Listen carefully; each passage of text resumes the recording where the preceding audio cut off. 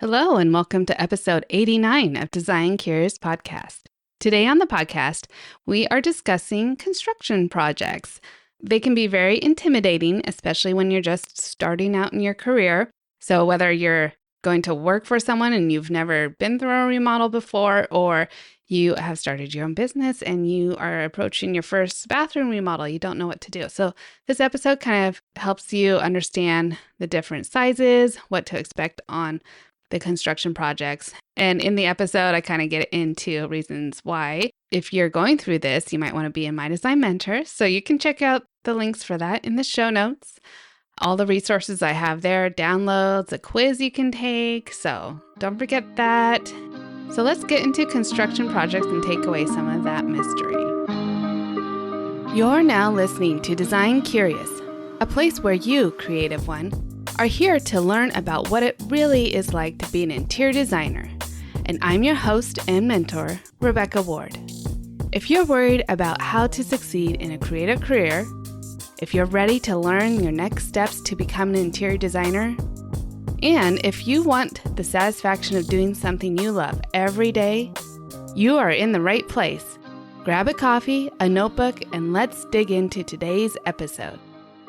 So if you went to design school, like I did, you may have had a requirement to create construction drawings for a project, and that would include some section cuts of different areas.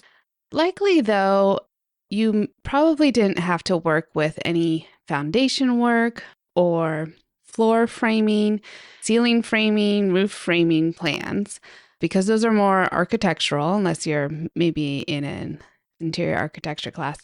But these were things that I learned how to do as I got out into the real world and was working with architects for a while the design was slowing down in the years before the recession.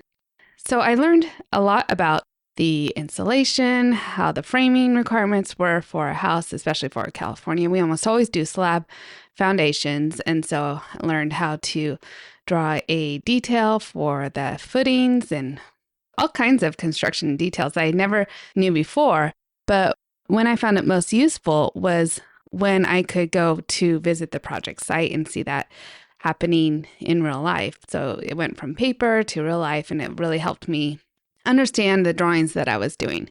Now, a lot of people don't have this experience, and it's not required for interior design, but it definitely does help to have some of this knowledge or to keep learning this as you're doing construction projects. Construction projects come in many shapes and sizes, and each one has its own challenges and rewards. As a designer, you're often doing the construction drawings that are consistent with the size of the project. So you will include demo and new floor plans, elevations, electrical plans, renderings. And then, of course, you're going to be doing some finish selections and maybe even purchasing those depending on your project or where you live and work.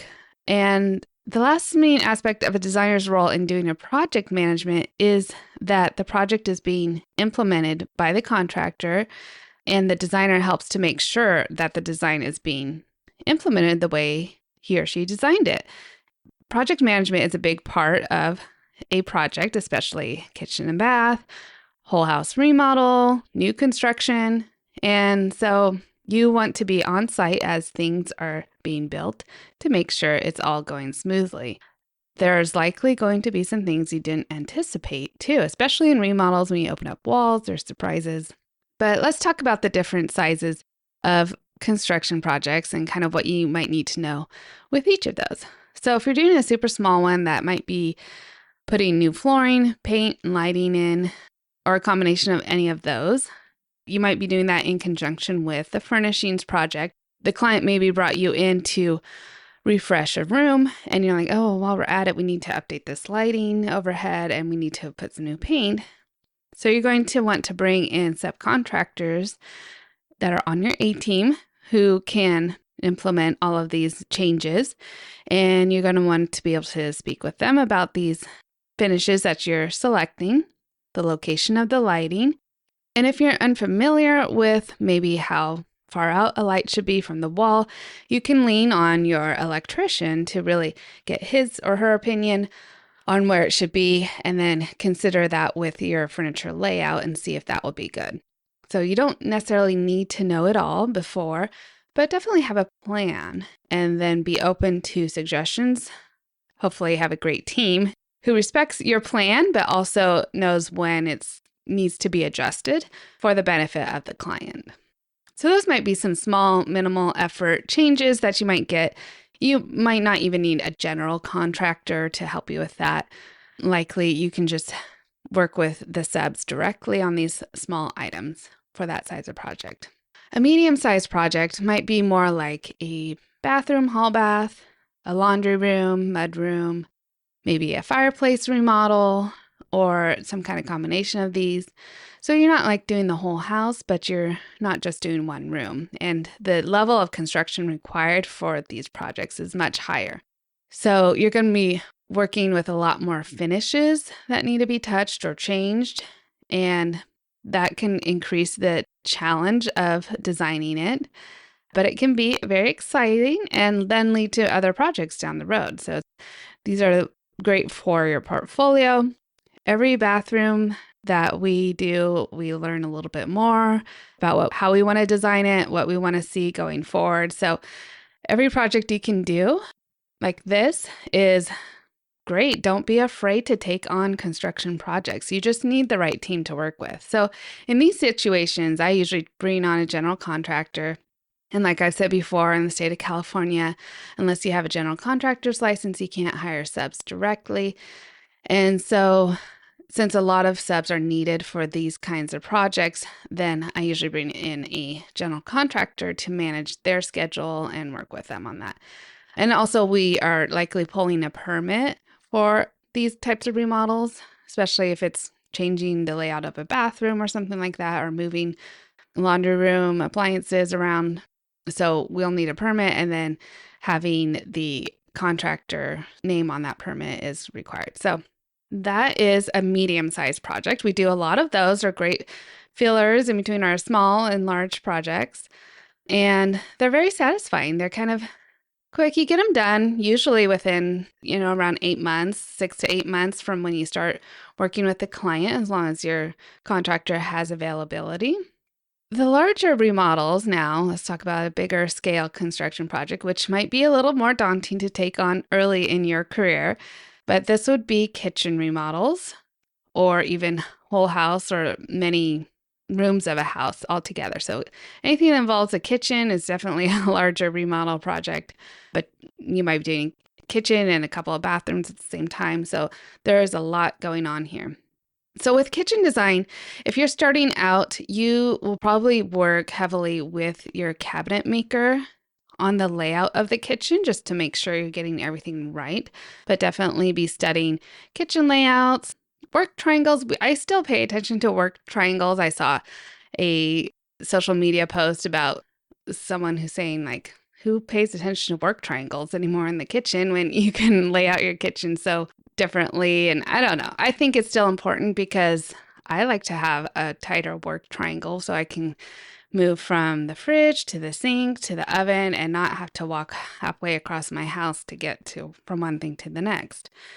But these triangles might look different. They might be stretched or shaped differently depending on the needs of the client or the configuration of the room. So nothing is rigid, but definitely study some good kitchen design. Now, if nothing else, have your dishwasher next to the sink. Consider having more than one dishwasher. Just like you might have a prep sink in the island, maybe you have a separate dishwasher, a smaller dishwasher in the island besides the main one. Especially if it's a large family or they do a lot of hosting or they're semi-professional cooks, they just love to cook, then all these dishes are going to start stacking up, and having more than one dishwasher is great. So you're going to also want to consider storage design, functionality of the kitchen. There's a lot of plumbing options, appliances. We often ask clients, what level of appliance are you looking for? Do you want semi-professional? Do you want top of the line? Do you hardly ever cook and you order out and you just want it to look nice? Then, we won't need to get necessarily the top of the line if you're never going to be using it. So that's important to ask. But here, you're definitely going to be working with your general contractor, doing a lot of site visits, answering a lot of questions. There's a lot of plumbing items that you're going to need to work with your plumbing rep to make sure that you have all of the valves and things that you need right on site at the beginning of construction. I'd say one level up from these large kitchen and almost whole house remodels would definitely be doing a new build or an entire gut project. And those projects usually take over a year, 18 months, maybe even 24 if it's a new build, from start to completion. There's a million details that go into that. Take your time. Don't panic. I think I'd mentioned before in a previous podcast about all the courses and things I have. I do have that remodel survival guide. It really goes through the order of events of what happens in a typical remodel. So if that's something that you just want to have on hand, then I'll provide the link in the show notes and you can purchase that. It doesn't cost very much and have that on hand. But it's also information that I provide through my design mentor.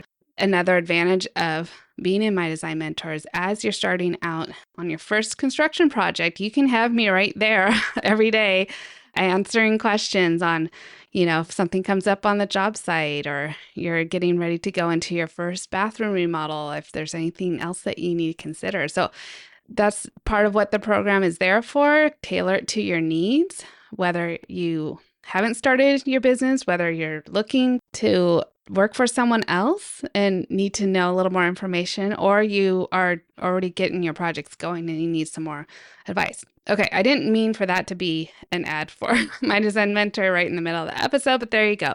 I think that's one of the advantages because construction projects definitely intimidating for most people. One of their biggest fears. Furnishings are things that are just more approachable, I think, for designers, and a lot less expensive problems can happen with just furnishing projects. So things to think about when you're doing a construction project, that it can be expensive. It's usually more expensive than you and especially the client realizes. So try to get realistic budget numbers before you start out so that there's no surprises or major surprises along the way. Don't forget about your permits and local codes that will need to happen. There's things that come in like thermostatic switches for moisture in the bathrooms or the number of outlets that need to be in the kitchen backsplash, things like that you're going to need to know in order to pull the permit. And if it's not on the plans while it's in permit review, they will note out everything that needs to be included and send it back to you. So if you're like, I just don't know what needs to be on there and this just needs to go in for a permit, don't worry about having to do plan checks. There might be a lot of information that comes back, and then sifting through the documents that they send back, what they want to see might take a little while. But if it's your first time, you're likely going to have to go through a plan check maybe 2 or 3 times to get all the information on there that you need. And then as they're in construction, because it's being permitted, they have inspectors come out and check that the work that's being done is to code and approved. But like they need to have all the valves and everything checked before they cover up the walls. So those are things that likely your contractor will be aware of and be managing for you. You don't necessarily have to schedule with the inspector unless you're acting. Like some states will let you act as a general contractor, as an interior designer. So those are definitely things you will need to know. But hopefully you don't have to learn it the hard way and we can get you kind of a heads up before you get there. Also, think about your relationship with your contractor and subs. So good relationship makes everything easier. Have respect for what they do. Hopefully they respect what you do. And you're bringing them work. So that's very important. And producing something that's beautiful that they can be proud of too. We will typically matchmake contractors with our clients instead of getting multiple bids for the project. It's not required.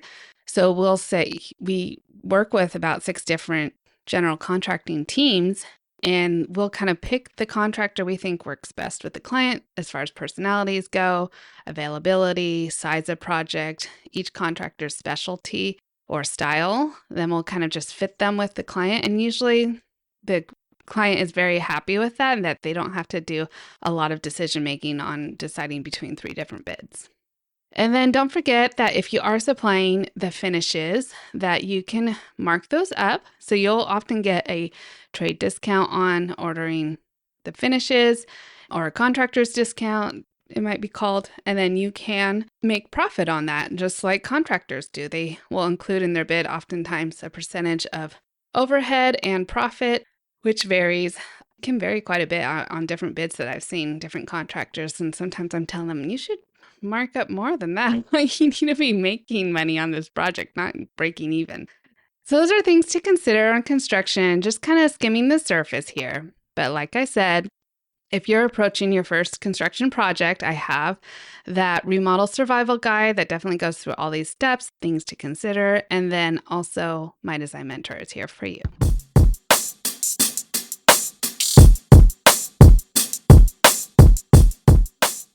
So really just skimming the surface because there's so much to know, so many variables going into the different sizes of construction projects.